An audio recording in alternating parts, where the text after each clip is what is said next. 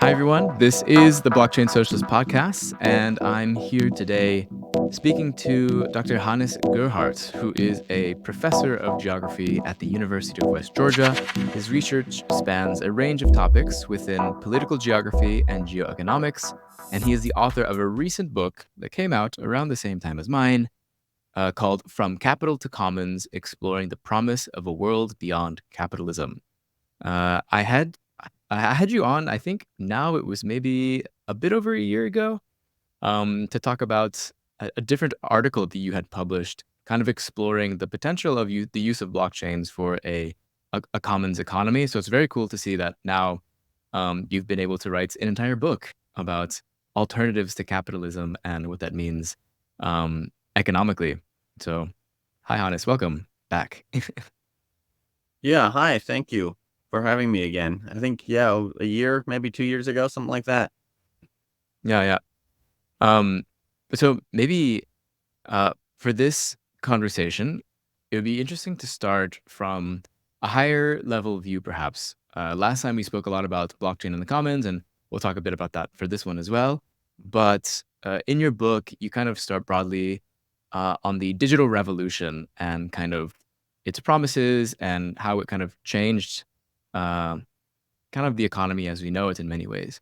But what promise did the digital revolution have that maybe perhaps hasn't been fulfilled quite yet? A lot of people, perhaps in the Silicon Valley, like venture capital tech circles, may think that the digital revolution has happened and we have kind of fulfilled the best of the best. And, we kind of need to for a lot of them, lean into the capitalistic and market-based elements of digital platforms as a way to kind of change the world for the better. But I think perhaps you have a different perspective. Yeah. So I start out with the focus on the digital revolution because I feel that from a leftist perspective, we need to be aware of how the economy has changed significantly since a lot of the writings that leftists kind of look back to. The economy is very different than what was written about back then, and so it's become a much more information based economy. And with the rise of the internet, and the importance of information, we find that there there's a lot of promise. And I guess when it first started, the internet, there was a lot of hope that changed the way that we organize ourselves, the way that we organize our economies, and really that we can shift from an economy that's based on scarcity to one that's much more based on abundance. And that's essentially rooted in the fact that these digital assets, this digital value can be reproduced essentially infinitely, and hence the abundance. And while that's just applies to the digital, um, a lot of the um, a lot of this information then has trickle down effect into how we do other aspects of the economy, for example, manufacturing. So there was this hope, and I oftentimes like to refer to really a vision that Marx had in his early writing, Grundrisse, where he envisioned really what this kind of information-based economy could mean. And he thought that if the economy really becomes information-based, so we're thinking here, you know, I think the best way to think of it is in terms of a highly automated economy where you don't need that much labor anymore, and where most of production is happening based on code. Um, that at that point, the real value in the economy is no longer actual physical labor, but is actually in the information. And if that information then were to become a commons, basically accessible to the citizenry, the people, then it would really be the downfall of capitalism, because you could no longer really exploit the worker. So that was the promise. Now, of course, that's not what happened. So how it ultimately turned out is that capitalism figured out ways to enclose and profit from the digital and to prevent it from becoming a commons. And so that's the major challenge, is if that promise is to be realized, that tendency of capitalism to continuously enclose for the purpose of seeking rents and profit has to be overcome. Yeah. I think one of the things that I think is really interesting, or an interesting contradiction, is a bit how, yeah, a lot of media, especially in particular movies, texts, audio, however else, just like this podcast, can very easily then be transmitted to a lot of people with very little kind of labor being involved, besides like me kind of like working to make it happen. But I don't have to create like physical cassettes or like the discs or something like that so Right. that somebody can listen to this podcast. It just kind of gets sent on the rails of, the World Wide Web. And Right. there is this kind of like seed of like, oh, we're in this world of massive kind of digital abundance, but at the same time, a world of massive abundance is not able to kind of satisfy capitalism's need for ever growing profits and money and extraction.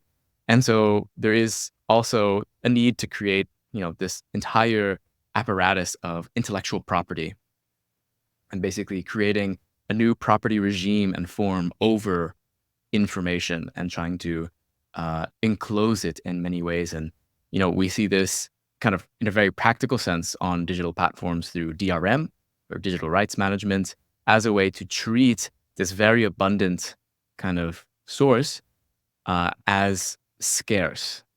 Of course, this is very, very, very artificial. Whereas a normal commodity would have like would actually be kind of scarce. My water bottle that I have on my desk, there's only one of them, and I can't infinitely copy it the way that I can potentially infinitely copy an audio file of this podcast. And so I think this kind of like begs the question of then, okay, if capitalism isn't really able to, if we kind of begin to realize that this is kind of like a very silly system that's kind of entrap these types of things, these digital assets, then we need a kind of different property regime to kind of to make sense of this, perhaps.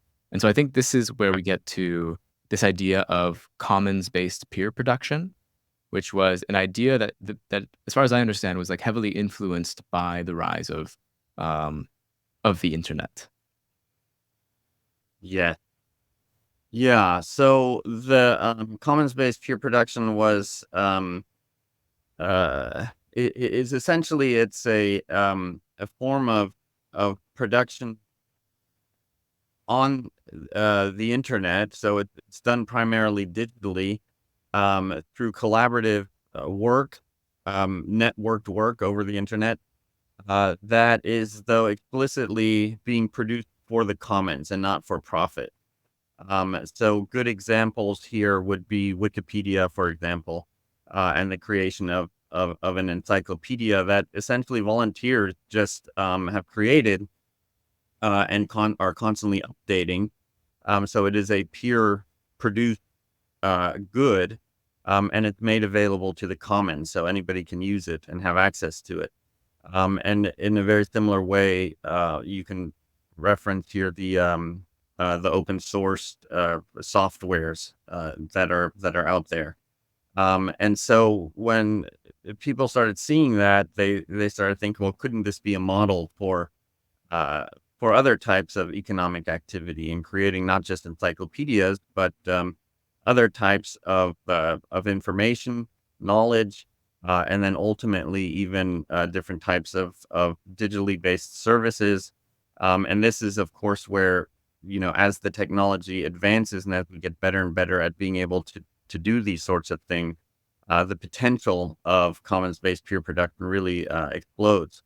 And so the idea here was that maybe, and this is then moving kind of beyond the original uh, thinking around this idea, which was, with Yochai Benkler, who basically sees this commons-based peer production as happening, as a sub economy within capitalism. It's not really challenging capitalism, but then others start taking it to the next level and saying, well, this could actually challenge capitalism. And once you start taking it to these other levels, and so that I think then becomes really, really interesting and something I explore in the book. Hmm. Yeah, I guess how does that I guess if for me it's like a lot of things actually, like perhaps maybe not more things, but there is a significant amount of the internet that is sort of like things that people produce without the desire to make a profit off of necessarily. Um, Mhm. but oftentimes they are kind of done, not all the time, but oftentimes done on a platform, which is a very capitalist one, which does extract from basically, even though you desire not to make money off of it, uh, the company that owns the platform in which you are maybe sharing information could be still extracting the value that you're producing for them on their platform. Uh, Yeah, definitely. And so that's that's the way that capitalism manages to enclose and extract rents and exploit information for the purpose of sale. And I think that so there's so many ways that we were talking about intellectual property. So that's one way, of course, that they're keeping information enclosed in an artificial scarce way. But like you said, these platforms are really gatekeepers of all of this information and this value, and they use that gatekeeper function in various ways by collecting information, selling it, or by advertising, putting advertisements on there to make mhm. money. Um, so that's obviously a problem, and I mean something that though that I think needs to be addressed here, and that I get into in the book is of course that. Uh, there are these volunteers creating this value in commons-based pure production. But if we think about, you know, living in this type of system where we need money to survive, that's really only the people that can afford to do that, that have the extra time to do that, right? And they Yeah. have a regular job where they're earning money. And so you still have that problem of artists and other creators that are presenting something. They still need to feed themselves, so it's not the expectation can't be that it should just be made available to everyone for free, Yeah. because that's not really going to solve the problem for these people. They're not going to be able to actually produce this for free and make a living off of it, and give up their day job that maybe for some capitalists.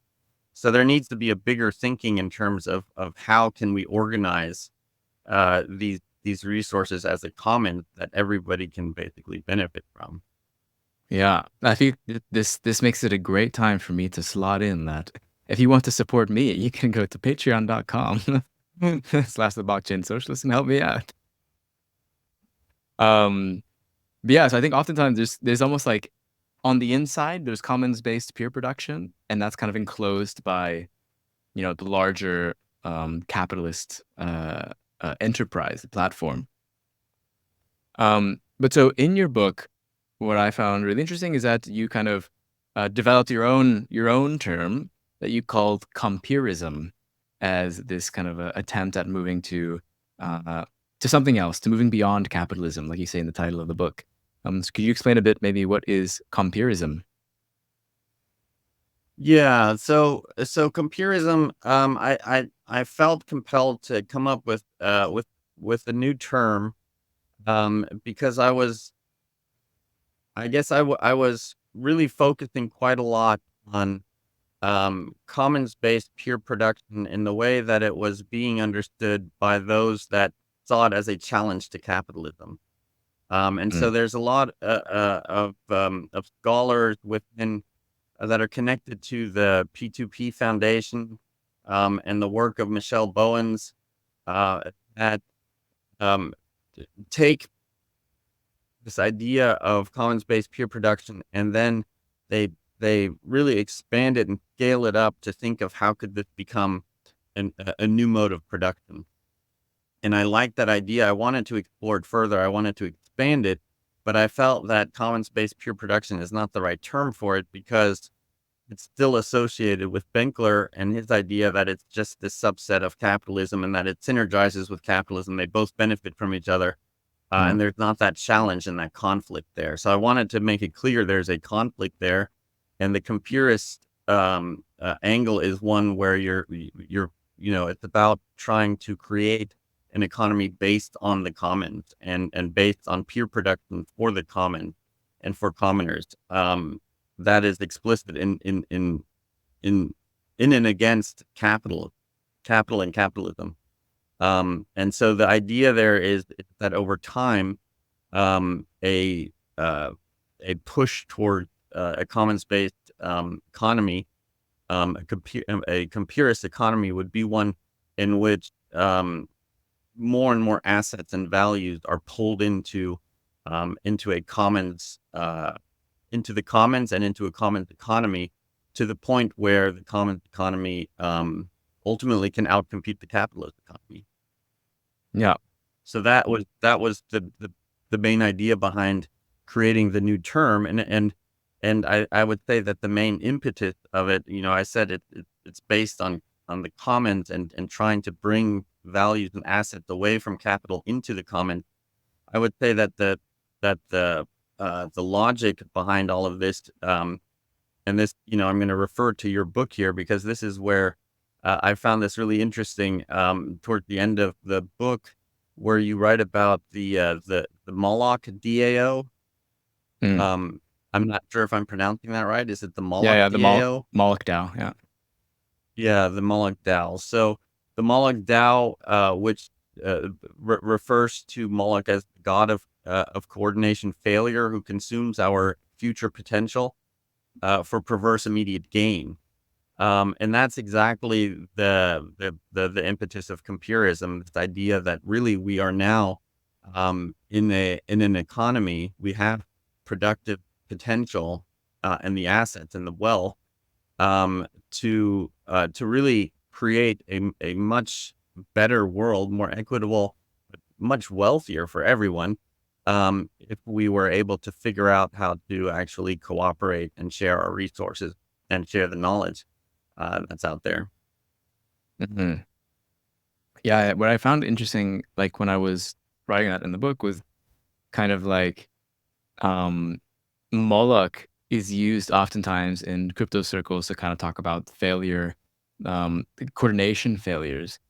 But it was interesting that the original kind of reference to Moloch that they used from the essay from Scott Alexander, Meditations on Moloch, he is referring to a poem called Howl, where they're talking about Moloch and they're identifying Moloch as essentially capitalism in many ways. And then, Scott Alexander says, "Oh, it's not really capitalism; it's coordination failure." Sort of Right. like my point is that no, it's still Moloch still is capitalism, and even Marx, funny enough, kind of like the last quote I used in the book, the last chapter was Marx referencing Moloch as capital, which I thought was super super interesting connection to That is, make. yeah, that was really interesting. Yeah. Um, but yeah, like to me, it's like I think we can't necessarily think of things as coordination failures, although it can be useful in some contexts. But that there is real power in the world that is coordinating without you. They're just coordinating within their class and within their economic interests. Um, and so there's a need for us as maybe people who are part of a different socioeconomic class to also coordinate and also coordinate our own economic assets and resources um, to be able to kind of the way that I kind of almost like be a parasite. It's kind of like sometimes how I think about it. We do kind of need to pull resources from one system to another to more the commons sphere in order to make it useful for us. Yes. Um, I think that's absolutely correct because I find that the issue with a lot of the bottom up vision of change, they oftentimes neglect the fact that there's so much um, stacked against, an effort to create alternative economies. And so, I see the coordination failure as, if more of a collaboration failure, I guess. Mm, If we could collaborate, we could actually all be so much better off, right? But the only way that that could work, is if we free up all of the resources and the information that's out there, that's hidden behind all of this artificial scarcity. If we could free that up, um, that would then provide us with the resources, the foundations, the assets that we need, to create that kind of coordinated, world where we're all better off. So yeah, we need that kind of shift of resources into the commons, and that's where there's the struggle. That's where there's the power, right? That you mhm. mentioned. That it's not just coordination. There's power struggles, and that's where the power struggle, I think, really takes place. Yeah. So then if we're thinking maybe a little bit, we dig deeper into this concept of compeerism, how do you think how can someone become a compeerist? How can they live those values, you think? I mean, I think that many people are compurists already. Hmm. And so I think that's important to recognize that it's not just this abstract, term of future individual or political identity. I think that really anybody who is committed to the commons and commoning, so the process of commoning, of creating commons and supporting commons, whether it's physical commons like like your a community garden, um, or maintaining a tool library or something like that, or if it's the digital commons and contributing to the digital commons and supporting the digital commons as much as possible. I think all of those people that are engaged in that, I would consider them, in some sense, compurists, maybe without them knowing it. I do think at some point, though, there probably needs to be a more of a macro level awakening, to where, that commitment to the commons, reaches the level where you become counter-capitalist or start actively challenging capitalism. Um, so that kind of enlightenment, needs to happen.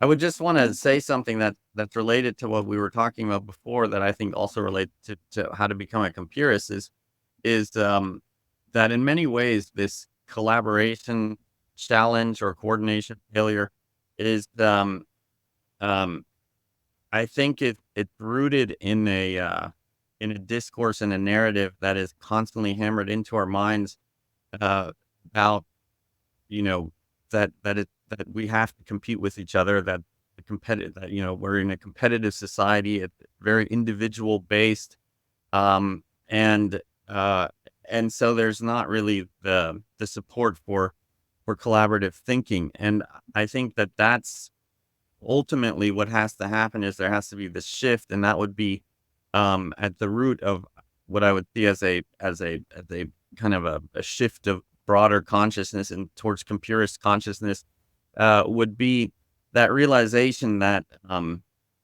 that really we would be better off in collaborating. So the way I want to explain that is in terms of game theory. So there's the Nash equilibrium, which I talk about in the last chapter of the book, which is essentially, in game theory, that if we are playing a competitive game, and let's say it's about, a game where the point of the game is to collect tokens. In a competitive game, we are assuming, that the other people playing the game are making certain moves against us because they want to ensure that they get the most tokens, in relationship to the other players. But if you play in this competitive way, where you're constantly thinking what the other people are doing to prevent me from getting tokens, a lot of times the effort is not so much in terms of collecting the tokens, but preventing other people from getting the token. Uh, so that ultimately ends up, limiting the total amount of tokens collected by everyone. if you shifted the rules and the parameters to where you're not playing a competitive game, but you're playing a cooperative game where everyone has to cooperate to see what are the most amount of tokens that can be collected, um, then you would end up not only at the end of the game having collected way more tokens collectively, but each person will have ended up with more tokens than they would have if they played the game competitively. And so I think that kind of shift in consciousness where you realize that by going about the organization, the governance of our resources in a collaborative way is going to end up being a winning scenario for 99% of the population. Yeah, I think there is you could almost frame it in like um in a capitalistic way if you talk about like the efficiency gains from having things in the commons rather than needing everyone needing to purchase, you know, uh their own commodities as private property, but instead collaborating to where you can go a lot farther with a lot less, as what has been the case for most of human history. It's kind of how sometimes I see it. I'm sometimes freaking out about the inefficiencies of capitalism actually driving me mad. Yeah, I Um, mean, I think that there are tremendous inefficiencies, and I mean, just and this is, I think, would be part of what would play into this shift of consciousness is just this awakening to mhm, how irrational and sometimes really absurd capitalism has become. I mean, mhm, the continuous holding back of abundance.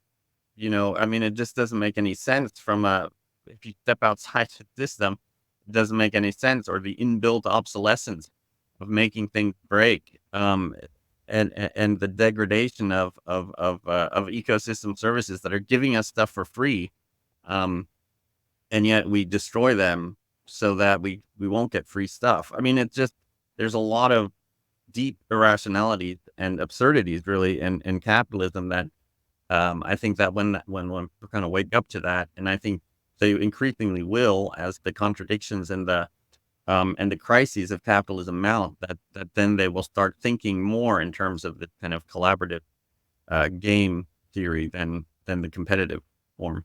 mhm. Um, so where do you see blockchains potentially playing a role in this transition? You mentioned in the book quite a few different examples of um, some of the more promising, in your eyes, projects that were out there that were kind of like, um, yeah, playing into this like potential mode of production of computerism, I guess we can say.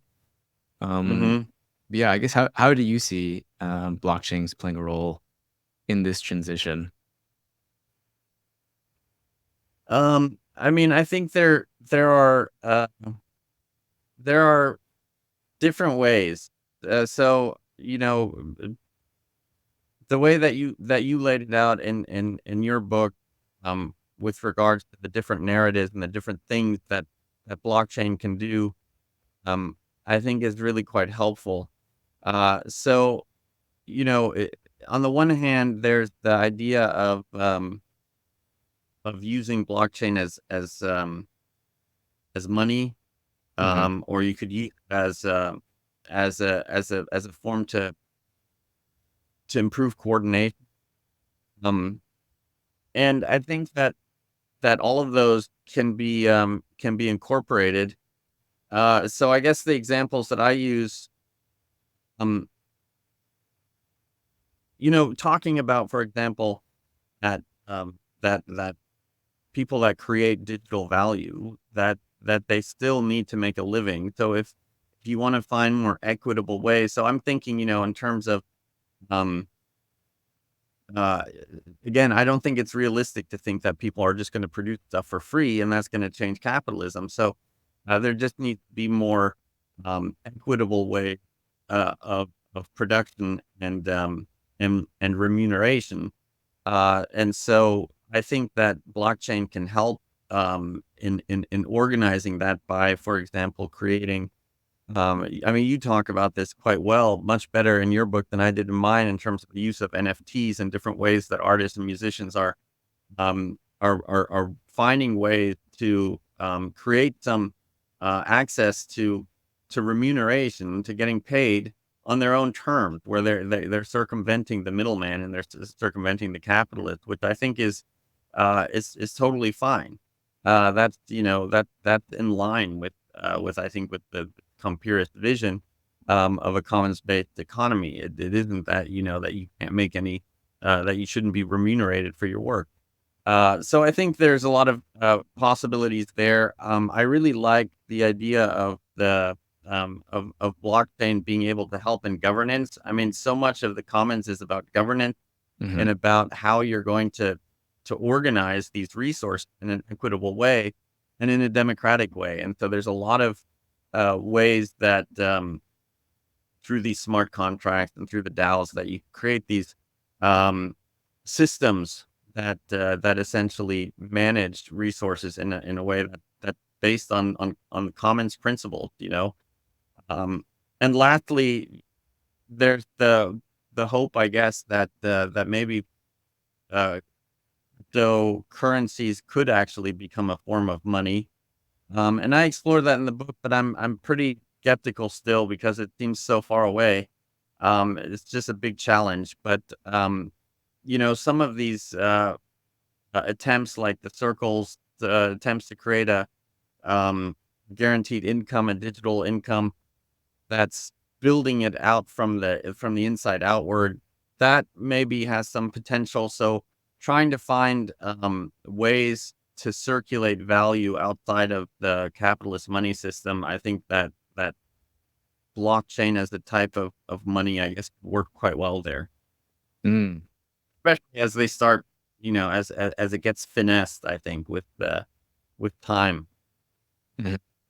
Yeah, I think the ways that I kind of see it is definitely it's this big question of governance that uh, the way that kind of platforms are designed today, there is not so much governance involved beyond kind of like the relationship between the company and the users. And then maybe in some of them, you have moderators of kind of sub communities within the platform, but they're all encapsulated inside of it. And there is like a benevolent or not so benevolent dictator at the top of that hierarchy, which is the big tech company usually.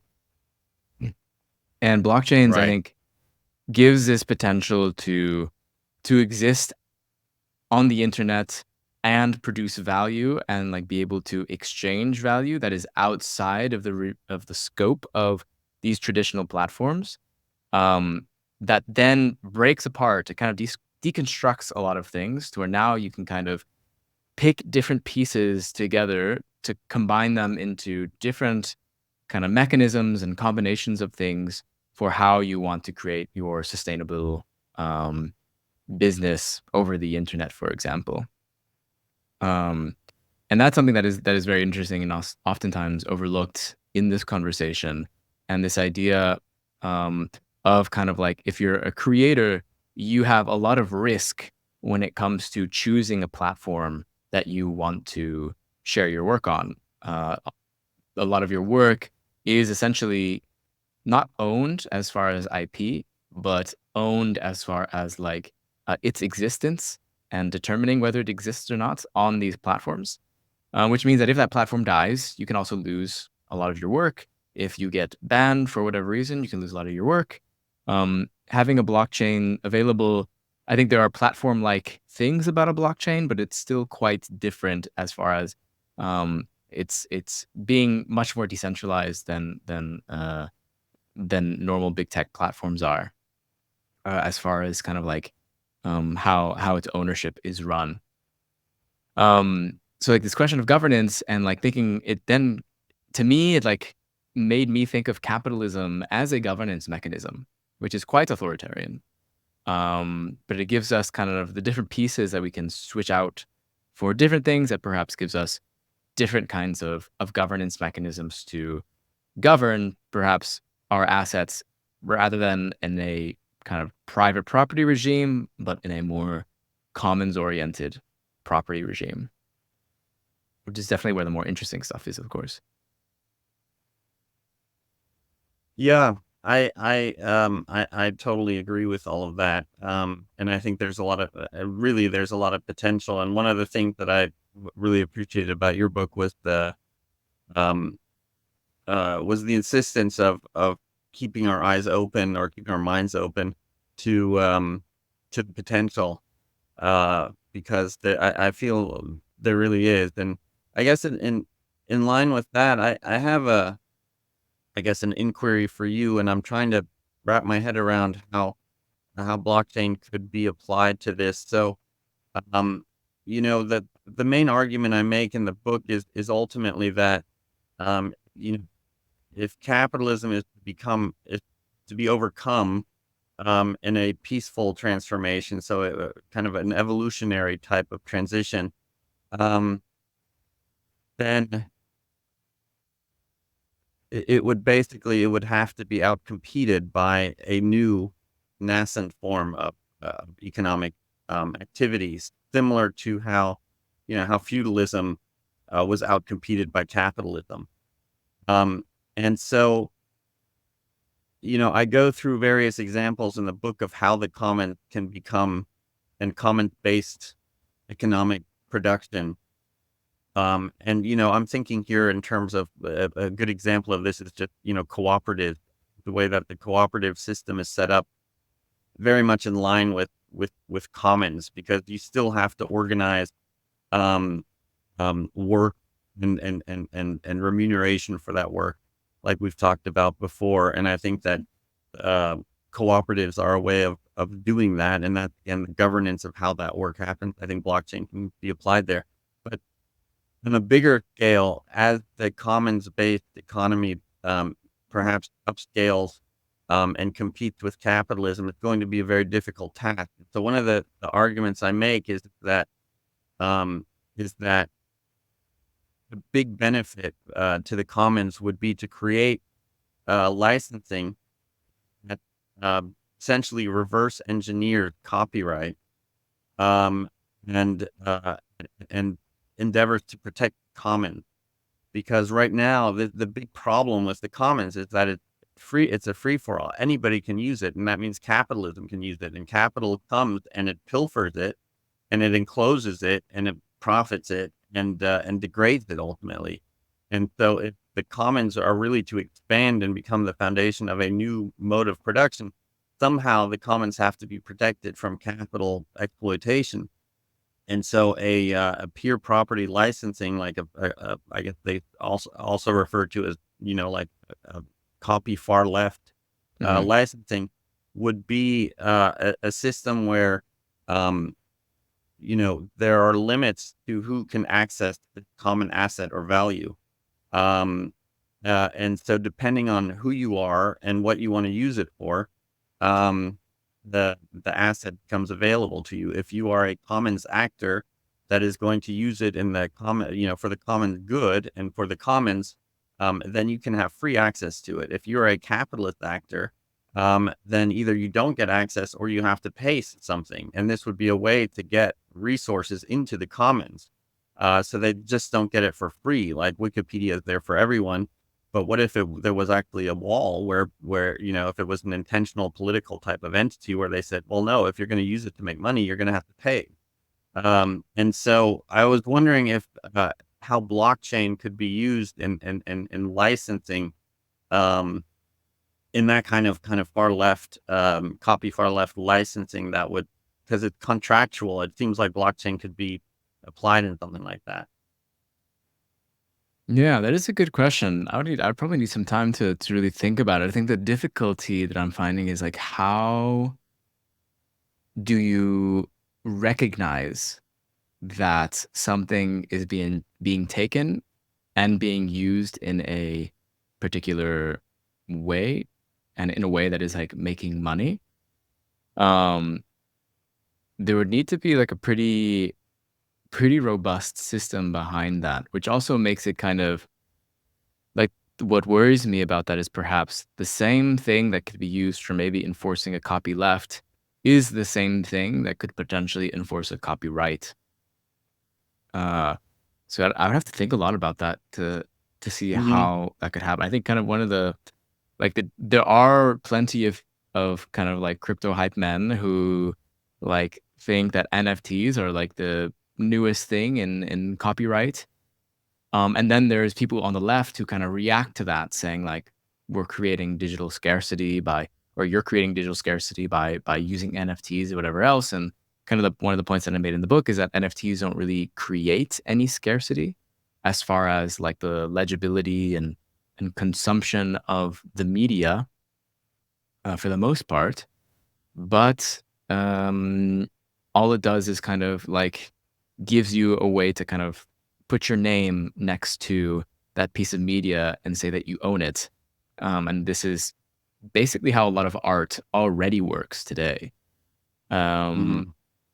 so I don't know. I think that's something that it would require a bit of thinking, and it would probably require perhaps another set of infrastructure to do, because I don't yet see the possibility that we're going to have a kind of DRM type of system that uses a blockchain, which I think is a good thing. I think those are very different. Mm, yeah, to enforce digital copyright, I think is like it's a difficult problem that even like Disney hasn't fully figured out yet. Hmm. um, so I would have to think about that, but that is a good question. Yeah.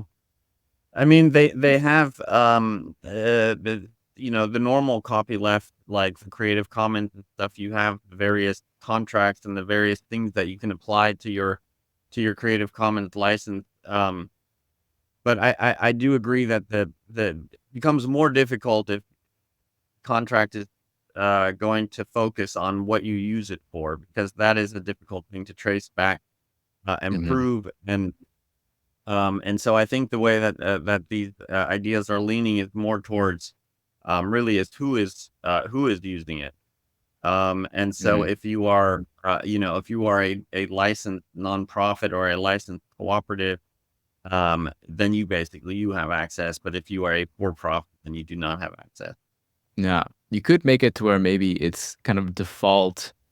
Any sort of use of this contract creates a transaction fee for the owners of that asset, unless they're whitelisted because they are cooperatives or they are like Right. non-capital based entities that then they could use it for free. Right. Good tech Yeah, that would make it approach. easier probably. Hmm.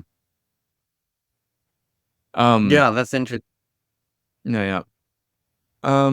Maybe one final question, because I would like to help people. I think this has come up for some reason recently for me, with a lot of people. Is this idea that, of course, you talk about in the beginning of the book, and is a very common one, is that people kind of lack the ability to imagine something else besides capitalism. That it's so totalizing and ingrained, you know, that we can, the famous quote, "It's easier to imagine the end of the world than it is to imagine the end of capitalism." Mark Fisher writes about this a lot in his book Capitalist Realism. But maybe let's try to break that wall a little bit, and let's try to think about, I guess for you, what would a kind of hypothetical compeerist economy look like? Take me through the day of a compeerist of a Uh, compeerist economy society. yeah, I mean, there's a lot I guess I could say about that, but um, so I think there would have to be a lot of different layers to what would make something like that possible. I think probably first and foremost there would have to be this broader shift in consciousness that I was talking about earlier, where people start developing more of an understanding that they're going to get more from the resources that we have to go about. things collaboratively rather than competitively. And this is something that Yochai Benkler, who came up with the idea of commons-based peer production. This is something that he shows over and over again, that um, that economic projects tend to be much more effective in coming up with innovations and solving problems when there are many people working on it.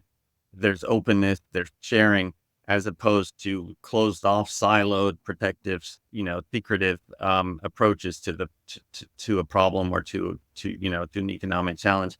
And so, if we just, upscaling that seems to be the way forward, that there has to be kind of a broader consciousness around that. I think once you create that broader consciousness, I think then you could also create, um, uh, demands on the governance arrangements that we currently have. So I think the governance arrangements would have to be different. And so, you know, uh, I talk about this a little bit in the book, but uh, I don't see that this can all be this can all be local. I think there has to be some kind of local, regional, and then even larger scale forms of governance, whether you want to call it the state or not. Um, the P2P Foundation has the idea of the partner state, which is essentially a state that has moved out, or basically divorced itself from capital, and has reestablished a marriage with commons. So just the way that capital is being supported currently by the state, it would have shifted to a support of the common, which of course can only come about through a massive upheaval of a social movement of the people, and a shift in consciousness. What that would look like tangibly, I think, on the digital realm, there would just be a much more openness in terms of the digital assets and value that are out there. So there would be a significantly ratcheted back intellectual property. Either it would be gone, especially it would be gone for the things that are truly necessary for human thriving. So, for medications and stuff like that. But in places where it might be in place still, it would be significantly shortened. Um, and, uh, and you would just have really large digital commons, just this big asset, this big um, uh, kind of repository of digital value and assets that would be at your disposal, including knowledge. That would be on that side. But the other thing, and that's something that we didn't talk much about, and it kind of goes away a little bit from the whole blockchain focus. But the point that I make in the book is that, we can't just liberate the internet and digital value. It's all Mm, rooted in the material world. So, mm, um, the internet has a materiality to it.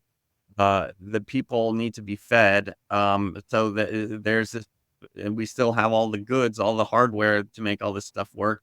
Um, so I think the material economy also needs to be significantly commonized. So basically, it needs to become more of an asset um, formed by the people. And I think that cooperatives are a very good way of going about that. The move to municipalization for certain types of utilities, I think, is a positive movement. Nonprofits in some ways, in some areas. So a range of different kind of not for profit organizations that would then take over more the material side of the economy. So I mean, that's the broader idea here. But you would need the social aspect, you would need the political aspect, and then you would need this commonization of the digital and the physical. mm. Yeah, I'm kind of thinking in my head, imagine you are part of your cooperative, or maybe a workers cooperative that maybe you work at, and you are part of as well the grocery cooperative in which you go and work, in which you are then sharing again, and you have your own governance mechanism there, in which you're taking part in. You are also part of maybe being active in the, say, city councils or things like that, where democratic decision making is the norm for what is kind of desired within your locality. And then, there is perhaps larger levels about beyond that, in which there are more kind of ways in which perhaps then you would need to use digital technologies that kind of help govern various aspects at a larger scale for what we do with resources that are owned at you know higher levels and higher layers of the stack.